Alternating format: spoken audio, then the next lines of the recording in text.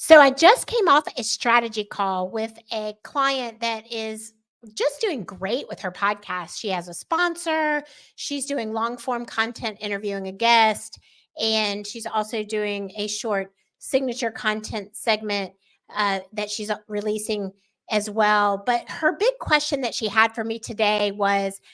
Tracy, I really want to increase the sales of my online course. How can I do that with my podcast? And what we came up with in our session today was that in addition to the guest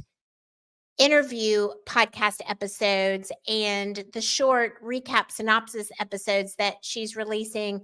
we came up with this idea for her to do a solo, shorter segment, 10 minutes or less, in which she's pulling content from her course modules, but in a way that's adding value for her audience. So these solo episodes are going to be really robust, packed full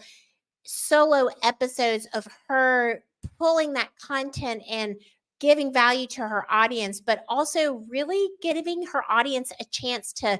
know what's inside the course and really experience her subject matter expertise. And then the really most specific part of the strategy that's so important not to overlook is that strategic call to action that she's going to implement at the end of the solo episodes. So the solo episode will be content rich with content that she's already developed inside her course, bringing that live into the podcast, and then with a call to action. And we recommend a text opt in call to action so that you could develop a checklist or something that gets more information available for the course, but is a text opt in so you can continue the conversation with someone who's interested in this content